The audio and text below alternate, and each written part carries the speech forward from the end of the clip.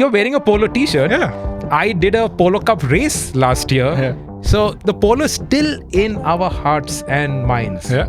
Even today, 2025, you drive a 10-year-old Polo GT, you will still enjoy it. You will still say, man, this car drives well. Is the Kylaq the spiritual successor to the Polo GT? Fun fact, the Kylaq is more rigid than the Kylaq. This entire market of warm hatches has transitioned to SUVs. Everybody's focusing there. Yeah. Customers love the fact that Mahindra engines deliver on performance. Yeah. What do you guys think? What should the compact SUV from Volkswagen be called?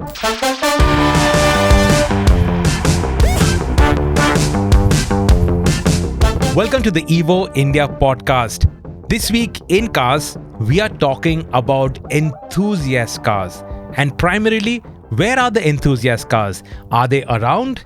Are they still there? Is the tribe growing? Affordable enthusiast cars. Affordable enthusiast cars, yeah. So we're not talking about M5s and the Golf GTI or even the upcoming Octavia RS. We're talking about cars that the mass market can buy, can enjoy, can be practical daily driver, and can also bring a big smile on your face when you take it out for a weekend drive. Yeah. Cars like the Polo GT, Yeah. which we do not have anymore. I'm Sirish Chandran, editor at Evo India. I'm Aatish Mishra, assistant editor at Evo India. And Aatish has done a really cool story on whether the Kylaq, the Škoda Kylaq, the compact SUV, is the spiritual successor of the Volkswagen Polo GT, which went out on sale now, about 3 years ago? What? The Kylaq? The Polo? The Polo. Polo was in sale in 2020. 2021, I think it stopped sale. Oh, it 2020, went out of sale. Out of sale. You're saying when it stopped sale. Yeah, 22. So 3 years, right? Yeah. 22, yeah. So 3 years since the Polo hasn't been around. We still talk about, you're wearing a Polo t-shirt. Yeah. I did a Polo Cup race last year. Yeah. So the Polo is still in our hearts and minds. Yeah. Call us what? Yeah. Incorrigible Polo heads or what have you, but we still love the Polo. And this we is still a car- enjoy driving the Polo. The Polo came out in 2009. 2009, yes, Yeah. because 12 years or something it was on sale. Yeah. Yep. 2009. And the GT came out in 2013. We are in 2025. 15 years. No, more than that. What, say 16 years since the Polo came out. We're still harping about it. And fact is that even today, you drive a Polo GT, Yeah. whether it is the 1.2 that the GT first came with or the 1 liter, which is what came out in 2020, they are still good to drive. Yeah. Even today, 2025, you drive a 10-year-old Polo GT, you will still enjoy it. You will still say, man, this car drives well. You look at the interior, you'll say, what is this? Yeah. You'll sit at the back and you won't even fit in. Yeah. But when you drive it, you will still go like, boy, this car is really nice. Yeah. And that leads us on to the question, is the Kylaq the spiritual successor to the Polo GT? So if you haven't seen my video, I do highly recommend you watch it. But spoiler alert, my conclusion to that video was yes, I think that it is. Couple of reasons. What was the Polo? First you need to understand that. Yep. To understand that argument. The Polo was compact. The Polo was Too compact for its own good. maybe, but it was compact. It was in that sub 4 meter segment. It had a nice engine, strong TSI motor. It had good dynamics. Okay. And those three things combined gave it that enthusiast Casual. pedigree. It's what drew us to it. The fact that it was small, it was nimble, it was darty, you could chuck it around. It had the punch, it had the go. It looked pretty cool. Exactly. That cool factor, the fact that it looked cool was a big factor of the draw that the Polo had. Yeah. It could have been all of this, but in a fuddy-duddy looking car, it would have never worked. Probably, yeah. And the Kylaq, I think apart from looking as good as the Polo, does all of those things. You've got the same engine that the Polo had when it went out on sale. Yeah, so the 2020 engine, the 1 liter TSI engine. Same engine, little more power in fact. Yeah, same gearbox, same manual, same automatic. You've got a new platform, but it's a great platform. It's the platform from the Kylaq, which has been scaled down for the Kylaq. We've praised the Kylaq no end for its dynamics. The Kylaq is just as good. You know, it's a little softer, but I'd argue that in our real world road conditions, unless you're driving on track, that softness actually helps. You know, because mid-corner bumps and all, it actually absorbs it pretty well. You've got the dynamics, you've got the engine, and it's compact. Yeah. You know? So the Polo and the Polo GT, but the Polo itself, the base platform, it was a very torsionally rigid platform. It was the first time that we actually were exposed to something that was so torsionally rigid in a car that was so affordable. Until then, we had Marutis, and Marutis light and little fragile also, you know, but this was solid. And that's when we also got educated on what is torsional rigidity and how it helps cars. So because the body is so rigid, you can have softer dampers. It does not affect the handling. So it actually gives you good handling. Plus, because of softer dampers, you have good ride comfort also. Yeah. In fact, the initial Polos were a little too soft on the front, and you could actually hold the sump by braking really hard, and over a speed breaker, you could really, you could hit the engine. So then they stiffened it afterwards to reduce some of that extreme nosedive under braking. But it was always a good handler, something that drove well. And with the Kylaq platform, the MQB A0 Iron, the Kylaq and the Taygun platform, we noticed the same strengths of rigidity, which could let the engineers fit in softer dampers to give you ride comfort. You would get body roll. Yeah. With the Polo as well as with the Taygun and the Kylaq, you do get a fair bit of body roll. With the Kylaq and the Taygun, you also get that inside wheel lift, which is the mark of a rigid platform. That platform has been scaled down, like you said, to the Kylaq. So, fun fact, the Kylaq is more rigid than the Kylaq. There you go. Yeah. Because so it has all the stuff that we've praised plus more. Yeah. Yeah. And my final argument for why this is the spiritual successor, everybody's saying Mach 6 Polo, bring it to India, bring the new Polo, bring the new Polo. What platform is the new Polo based on? It's the MQB A0. Okay, so this is actually the new Polo platform. Yeah, this is the we have the MQB A0IN, which is what? Which is the Indianized, localized version. Which is basically nothing really has changed. It has been redone to suit Indian steels. Correct. The Polo, for so many years in production, do you know that the Polo was stamped with imported steel? Yeah. It was not the steel that they bought in India. They were importing steel for the Polo panels until it went out of production. So 12 years and stamped out of imported steel panels. Right. Obviously, they couldn't get the pricing right. Yeah. So MQB A0 Iron was mainly to account for localized components. Exactly. Not in terms of dumbing down the platform. So it's not like safety has been compromised, 5-star safety. It's not like rigidity has been compromised. It has the rigidity. So I remember when you spoke to them about Kylaq long ago, and you asked them rigidity, is it going to be watered down for India? They said no, it's going to be the same as what we get in Europe. The what do they call it? The targets in terms of what the platform. And I couldn't believe it because up until then, every single car that was Indianized from the European version was dumbed down in terms of stiffness, in terms of safety. It was dumbed down. Correct. Bar none. But here they hadn't. When I first drove it, I was like, man, I was wrong. Yeah. And you guys were right. Y'all haven't treated us shabbily. Yeah. So this is based on the Kylaq and the Kylaq Virtus, everything is based on the same platform that the international modern Polo gets. And this is effectively, if the Polo had to be brought to India and had to be brought under 4 meters, this is what they would have had to do. The wheelbase of this Kylaq is 2 mm shorter than the wheelbase of the Polo in abroad. So effectively, this is as close as we can get to that new Polo which is abroad. And the Kylaq, it's a newer car. Of course, it's in a different segment to what the Polo used to be, and that brings with it different compromises and changes. But that's something that we should actually talk about, because the whole hatchback segment, what it was, is now the SUV segment. Correct. Everybody has moved towards SUVs for also practical reasons. Our roads, if you ask me, highways have become great, but our city roads have become worse. Speed breakers are, they're slapped on anyhow, and anywhere. Now the monsoons are on the corner, it's just going to deteriorate further. So you can't have a car that's slow because it is going to touch, unless it's a very short wheelbase. But it's just the ridiculous road building by our municipal corporations that forces everybody to jump into SUVs. So a hatchback now doesn't really work. So people have transitioned to SUVs, which means the enthu crowd it's time that they also transition to SUVs, right? Correct. But SUVs bring compromises.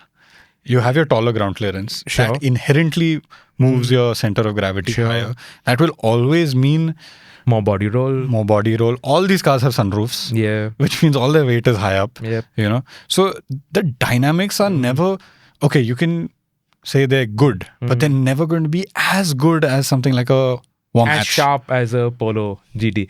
Okay, the Polo GT and the Kylaq. You drove it both back to back. Yeah. What is the better car to drive? Look, I don't think driving back to back would have made any difference because the Polo GT that we got, it had coilovers, it had 17-inch wheels, it had wider Vredestein tires. That thing was it handled like mad. Like I chucked it into a corner, no squeal from the tire. The lateral loads that it was pulling was insane. Those coilovers make a massive difference. The steering was so heavy because they had such fat tires on the front wheel. You know, it had been taken to another level. So we had got this car from our friends at the Polo GT Club in Mumbai. Those guys are hardcore. They're hardcore Polo fans. And the amount of research that they do about the Polo is insane. Like they were telling me they weigh tires to see how much unsprung weight they're adding to the car. They weigh alloy wheels. You know, they know exactly what they're doing to their cars, how much they're tweaking it.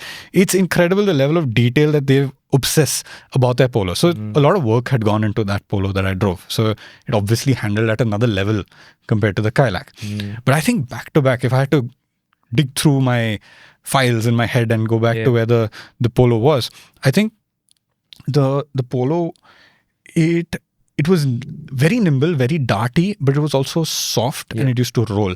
I think the Kylaq also rolls.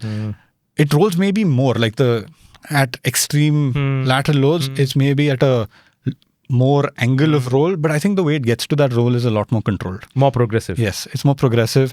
The steering feels very direct in the Kylaq. Also, remember the Polos had very vague steering. They were, you felt nothing out of them. The Kylaq is similar, but I somehow felt like, okay, you're feeling a little bit. And that's the development of the MQB platform over the PQ25, which was the Polo platform. Yeah. So obviously engineers do learn more and more. And then whether it is more expensive cars or your base cars, all of that engineering does go into modern vehicles. Every modern vehicle is engineered to a higher standard than your old cars. So, okay, I won't put you on the mat, but it looks like the Kylaq drives almost as well and almost as pleasurable as the Polo. It's very hard to say. I'd have to honestly drive an old Polo and this back to back because the last time I drove a Polo also was 5 years ago. So it's been a while. But when you're in the Kylaq, you don't feel like you're making a compromise. What do you want from a car? You want a car to egg you on. You want a car to say, yes, let's go a little bit faster around the next corner. Let's try a little bit more around the next corner. I won't bite. Let's get there together. And the Kylaq does that. You know, it urges you to drive a little bit harder. When you reach the limits, understeer. Okay, you'll first hear the tires, then it starts descending into understeer. The front wheels, you too feel that lightness before it starts understeering. So it's very communicative. It talks to you. And that gives you a lot of confidence to push it hard. The engine's also lovely. You know, so you like, when you're getting out of a corner, get back onto the throttle, use that torque in the mid-range that lovely TSI engine has. You want to push that Kylaq harder. And I said this in my video as well. Whether the absolute limits of the car are lower than the Polo, higher than the Polo, are irrelevant. When you're in the Kylaq, you're having fun. That's what matters, right? Yeah. And the Kylaq does not right now have a Monte Carlo edition. Yeah. Monte Carlo is supposed to be the go faster Škodas, but right now it is the more sticker Škodas. Yeah. You know, but right now it doesn't have a Monte Carlo. Could they actually do and really double down on this sportiness about this fun to drive nature and do a Monte Carlo that is representative of the Monte Carlo rally, which is where the Monte Carlo name came from. I think they're 100% ties in with Škoda's rallying heritage, their motorsport heritage. Škoda has zero motorsport heritage in India, but solid motorsport heritage in the markets that they are active in. Yeah. So this actually is a good base platform for them to do something that is genuinely more sporty. Look what Hyundai does with N-Line. They're not messing around with the engine. You know, obviously that costs a lot of money. And homologation and everything. Exactly. they retune the dampers. Yep. They retune the steering. The hardware hasn't changed. They're just tuning it. They make the exhaust sound a little naughty. Why not do that for a Kylaq? You know, why not make a sporty plus Kylaq? Škoda hasn't really lent into the sporty side in India. You look at the Slavia, you look at the Kylaq, as compared to a Virtus and a Taygun. The Tayguns really lean, the VWs really lean into their GT With the side. GT, yes. You know, okay, it's cosmetic again, but they lean into that sportiness. You know, the Slavia 1.5 looks exactly like the regular 1 liter. Exactly. So I think Škoda should lean into that. They maybe slap on bigger wheels, maybe do a little bit of a naughty exhaust, maybe tighten up the dynamics a little bit, tighten up the steering a little bit, just make it a little bit quicker and elevate that Kylaq and then truly have a proper German or European enthusiast car for the masses again. Because today, in terms of enthu cutlet cars at around 10-15 lakh rupees, what do you have? You have the i20 N-Line. You have the i20 N-Line. And that's the only car that really advertises its sportiness. Yeah. It's a lovely car. I'm going to tease a story that we're doing. We're doing a story on the i20 N-Line and how it is one of the last great warm hatches we have in the country and why it's so good. You know, so that's going to come on the Evo India channel soon. So stay tuned for that. But yeah, the i20 N-Line is lovely. You know, you take the i20 platform. The i20, okay, nice car, but not a sporty car. But they've really worked on it. They've put some effort into it. They've retuned dampers. They've tightened steering. They've done the exhaust. They've put disc brakes all around. They've focused on the small changes that they can do to make it slightly better to drive, and it does drive really well. The turbo engine is now only in the i20 N-Line. Earlier used to get a regular i20 as well. But it's such a nice car to drive, you know. The engine is nice. It's strong. Okay, it's not as nice as the 1 liter TSI, but it's a nice strong engine. You have a DCT gearbox. You have a manual if you want it. It looks cool from the outside, those little red accents. And the i20 is in WRC as well. You know, so you have some motorsport connection. The steering wheel on the i20 N-Line is straight out of the i20N, which is their proper hot hatch. You know, so you got a nice steering wheel, nice paddles. They've paid attention to that car and done a damn good job on it, I think. But that's the only one that we have. Yeah. So where are the enthusiast cars? They've all become enthusiast SUVs. Yeah, because you look back to the last decade. Okay, what did we have in India? We had the JTPs. You know, very brief, but we had them. We had the Baleno RS. Again, very brief, but we had it. We had the Figo S. Ford is to gone only. We had Fiat. Abarth, that mental thing, 140 horsepower, that price. You know, that was a... Torque steer in second, sometimes torque steer in third gear. It was a mad mental machine. We had, and then the Polo, of course. You know, so we had 5-6 warm hatches on sale in India at the same time. There was a time where you were spoiled for choice if you wanted an enthusiast hatchback. And today you have the i20 N-Line and the Altroz Racer, which I believe, and I was talking to somebody yesterday, 500 cars were sold, approximately that much of the Altroz Racer, which is such a shame. I mean, I don't think it's... They didn't do enough with that product. They didn't do enough. They had the DCA. Yeah, you have those racing stripes, you have the Racer name, which puts a big burden on a manufacturer to do justice to something called Racer. But the car didn't have more power than the regular Altroz. It didn't have any suspension tweaks. Didn't have...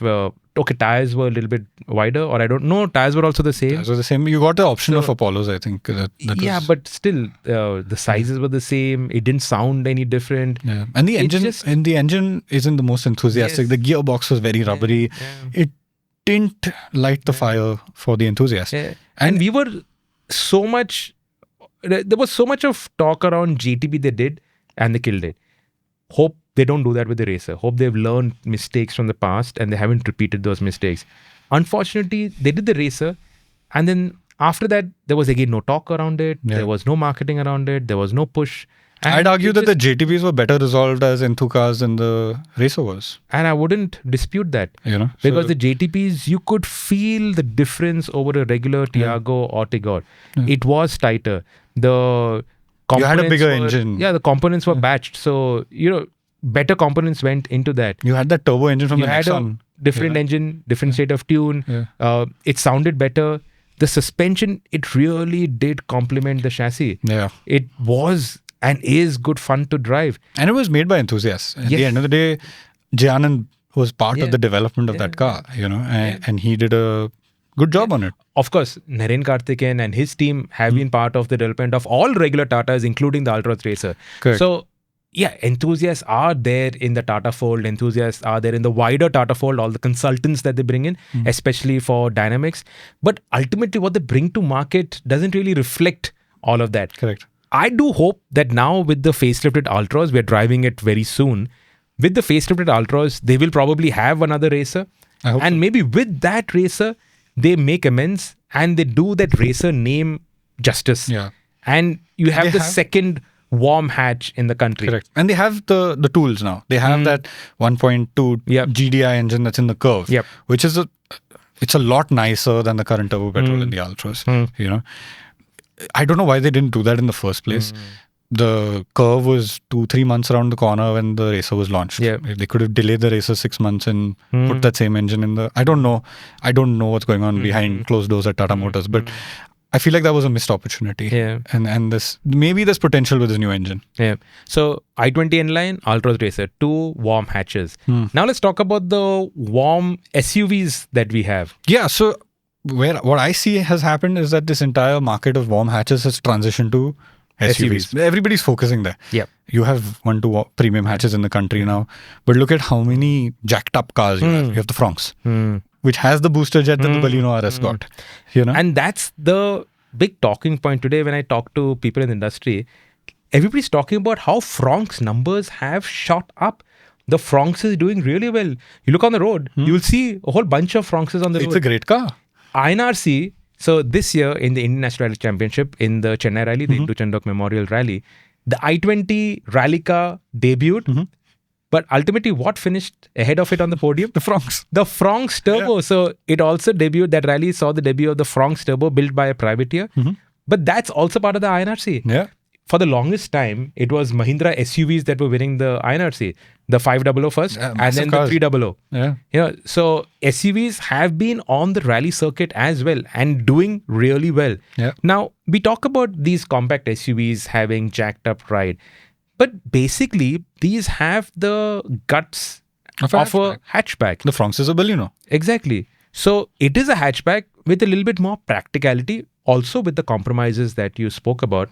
But these are actually, base cars are really nice and they lend themselves to enthusiast cars. Correct. The Fronx Turbo, it has the general Maruti lightness, which is a good thing. 100%. Because that complements that booster jet engine. That booster jet engine is a nice little puppy of an engine. Very nice engine. 3-cylinder engine, not as refined as other Maruti 4-cylinder engines, but it's got a bit of character to it. The and Maruti car handles well. It's a good, fun car to drive. You can pull the handbrake, lock the rear wheels, you can get it to slide around. You can do a little bit of naughty stuff with the Fronx. And now that's reflecting in sales numbers. INRC, you got a car that is rallying. So that's there. Then there is my favorite in that segment, and that is the 3XO.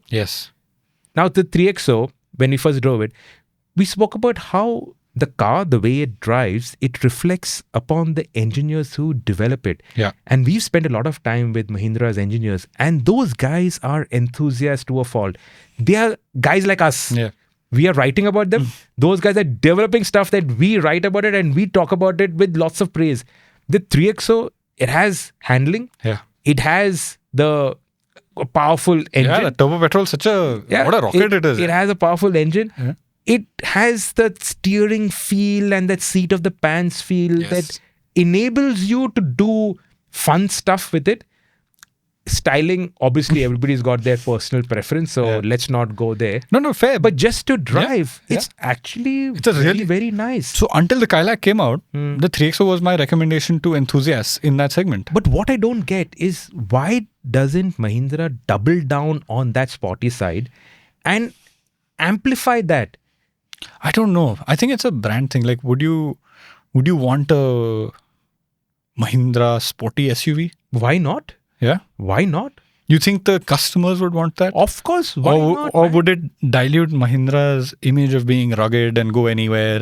But Mahindra have got big engines. Yeah. They make more power than their equivalent rivals. Absolutely. Their whole current No, the cars are there. strength.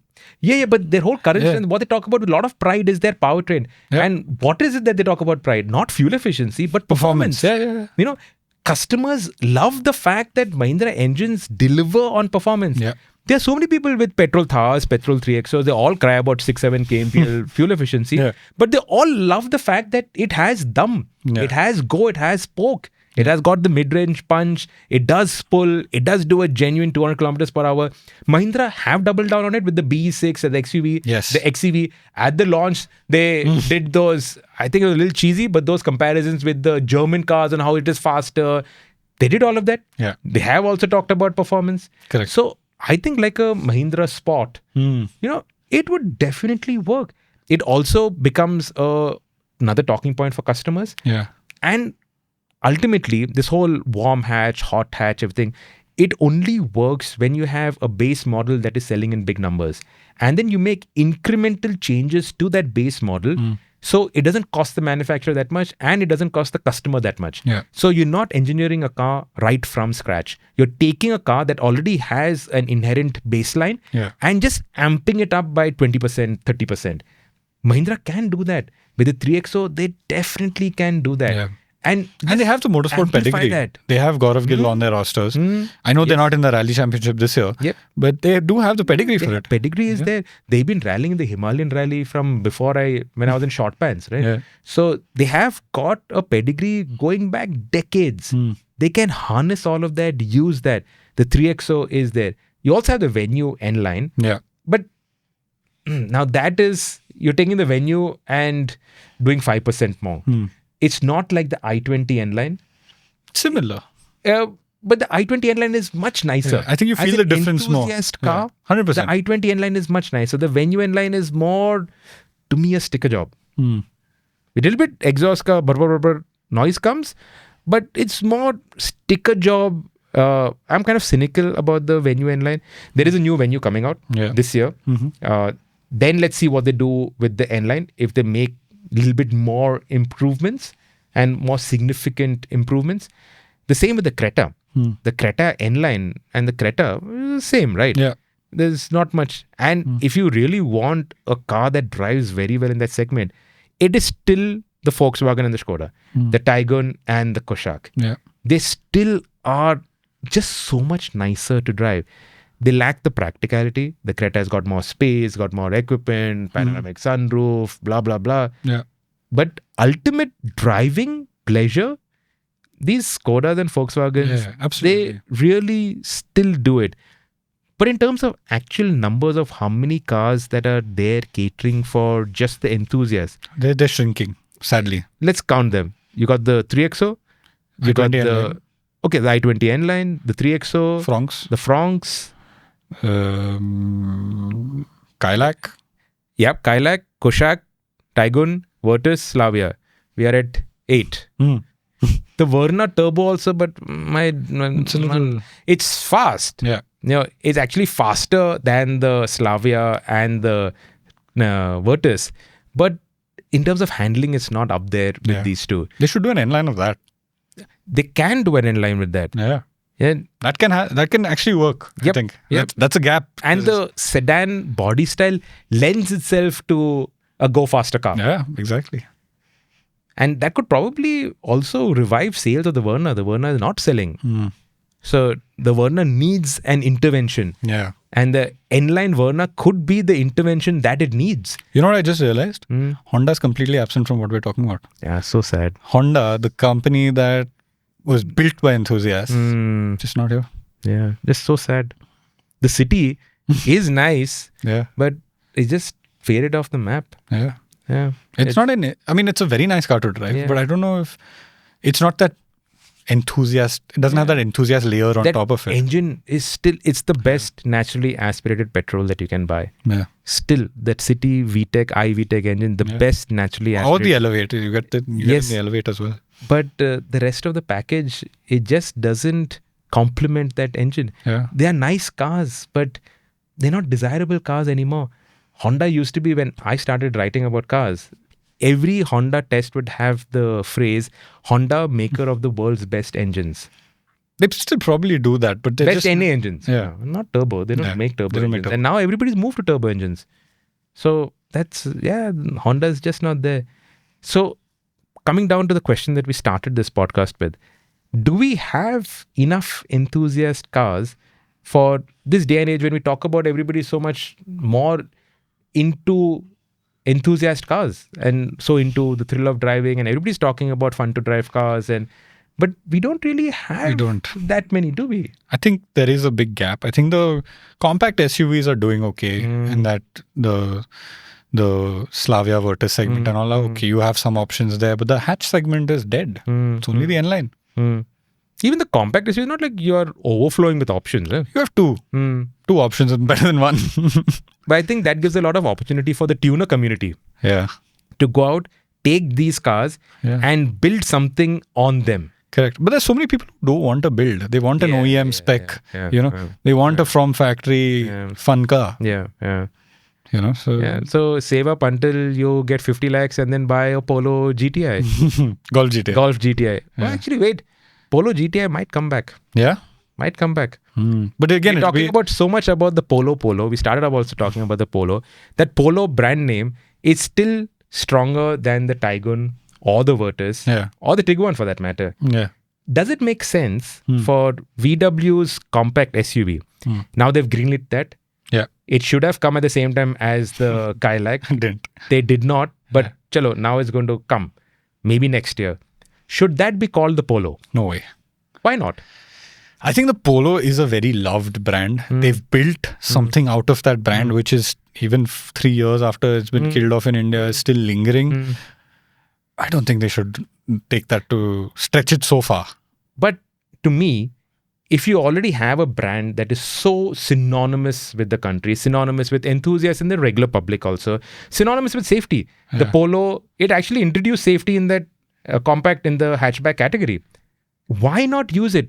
You can call it a cynical marketing play, but end of the day, here you have a brand that stands for something that is as strong as the mother brand, if not stronger. Why not use it? And if the whole market has moved away from hatchbacks and moved to SUVs, this is a compact SUV, still sub 4 meter. Polo was sub 4 meter. It has all the inherent goodness of the Polo and the strength of the Polo. Why not use it? Because otherwise the Polo name, okay, we love it. We'll wear a t-shirt. The t-shirt will fade. We'll chuck the t-shirt away and we'll forget about it, right? I don't think we'll forget about it. I think it'll be... But what use? What is VW going to do with your past memory of the Polo? What if the next generation comes? I think that hatchback segment is finished now. Maybe. I don't think that hatchback... You can't... hatchbacks are cheap cars in India. It's like how Mitsubishi is rubbing all of their iconic names in the mud. Eclipse Cross, all that shit they're doing. I don't think See, we enthusiasts, we are the loudest community about cars. If VW goes and names their next SUV a Polo, we're going to be shouting and screaming about it. And I'm an enthusiast. I was the first one to win a rally with the Polo. My team did the Polo for Indian rallying. I completely agree with you. You have the credentials for it. But on social media, the loudest voices win. When I did the Kylaq versus Polo video, the amount of hate I got, because how can you compare the Polo to a Kylaq? They're not the same thing. Now imagine if VW goes and names their next Kylaq the Polo. People will lose their minds. Yeah, they will lose their minds for sure. But I really do think that they should use the Polo name and do justice to it. Okay? Not just do like a front end on the Kylaq and call it. It's going to be that, but... No, I think now they have the time to do a little bit more. They can do a Polo GT, which could be the 1.5 liter engine into it. Obviously, in terms of pricing, it'll all go for a whack. Yeah. Because you don't get the excess duty benefit. Plus the re-engineering cost. I don't think... Yeah, okay, shallow. Some re-engineering cost and all that. Yeah. But there is potential to do a 1.5 Kylaq as the Polo GT. There is potential. I don't know. And now that the Polo Kylaq, the Volkswagen Kylaq, okay, that will have to go through homologation. Yeah. So in that stage itself, that time when you homologate two different states of tune for the engine, you homologate different wheels. when you homologate all of it together, it doesn't cost that much money. When you homologate one thing and then go and homologate the whole other setup again, that costs a lot of money, takes a lot of time. I have another question. When has it ever worked that Europe gets one car with a certain name, India gets another car with the same name, and when has, like, Renault did it with the But Europe Captur. doesn't have a VW Kylaq. They have a Polo. So I'm saying, when Europe gets a different Polo and we get a different Polo, when has that ever worked in the past? So why not call it a cross Polo? Because the cross Polo existed. Yeah. Maybe you can call it a cross Polo. That's still, like, I'd say, doable. And you have cross Chota and Polo Bada. Yeah.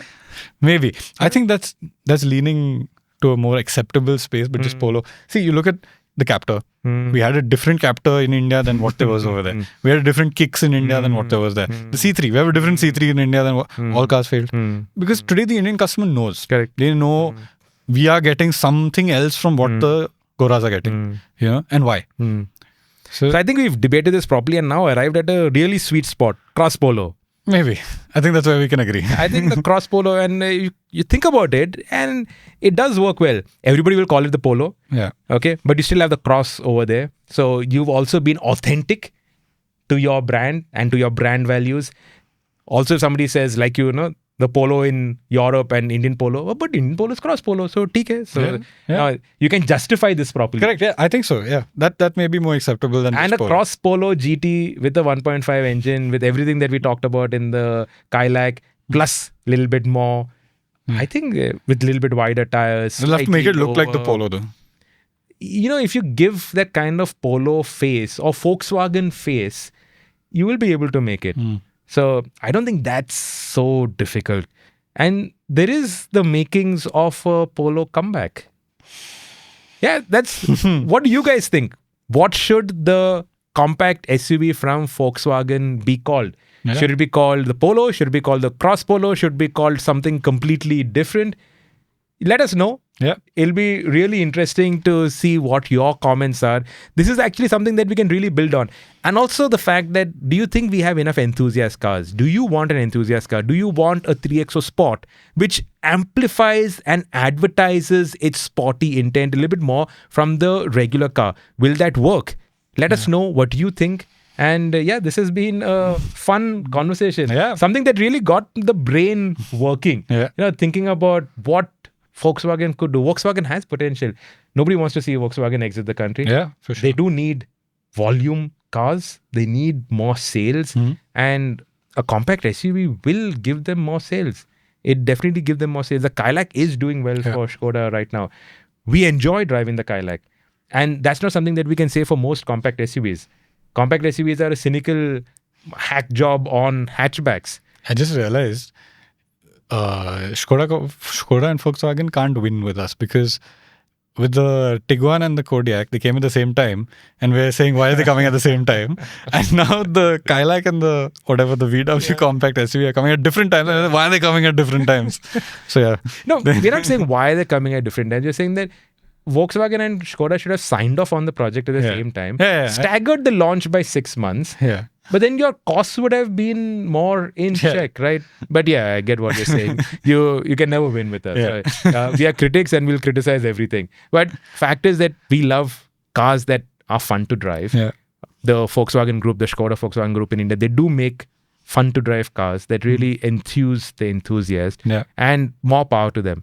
And I hope they build on that rather than focus on the other things that the other manufacturers do very well. I don't think they can ever compete on panoramic sunroof and features and all that. So they need to, and now others are doing safety. So safety is no longer only a Škoda VW. Others are doing safety, others are doing turbo engines, others are doing DCTs, others are doing everything. So the only thing that they really need to double down on is their sporting heritage. Yeah. And that is a strong differentiating factor. Yeah. They have that. They have the Polo name also.